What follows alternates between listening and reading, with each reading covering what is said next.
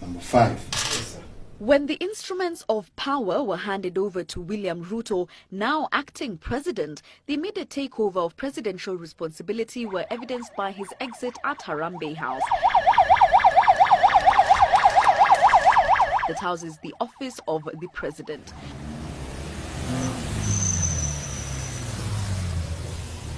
And just as he left Monday evening, he arrived early Tuesday morning at the office of the president, ready to take up all that comes with the temporary incumbency.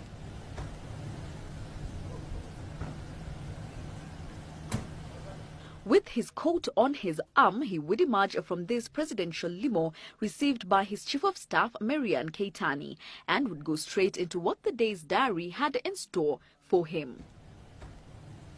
His first day in office as the acting president would begin with a briefing by Head of Public Service Joseph Kenywa. Ruto would then hold meetings with the Executive Director of the United Nations Office for Project Services, UNOPS, Grete Faremo, and the United Nations Development Programme Resident Representative, Nardos Bekele Thomas. Ruto also met the Kenya National High Commission for UNESCO, led by Dr. Evangeline Njoka. His afternoon saw him meet ICT Cabinet Secretary Dr. Fred Matiang'i and Konza Techno-City Board. With the constitutional provision of Article 147(3) in place, this temporary incumbency has its limits to what Ruto may do. He, for instance, does not have the aide-de-camp behind him, signaling that he is not the commander-in-chief even in a temporary capacity. Article 134(2) states what Ruto can not do, and that is the nomination or appointment of the judges of the superior courts, the nomination or appointment of any other public officer whom this constitution or legislation requires the president to appoint, the nomination or appointment or dismissal of cabinet secretaries and other state or public officers, the nomination or appointment or dismissal of a high commissioner, ambassador or diplomatic or consular representative, the power of mercy and the authority to confer honors in the name of the people and the republic. Ruto is expected to chair meetings like that of the National Security Council and Cabinet that meets every Thursday. This unprecedented move that saw Ruto enjoy the authority of the presidency barely a year and a half into his term as deputy president, necessitated by what Kenyatta terms a personal burden. So to all those who are concerned that my personal attendance of the Status Conference compromises the sovereignty of our people or sets a precedent for the attendance of presidents before the court, be assured this is not the case.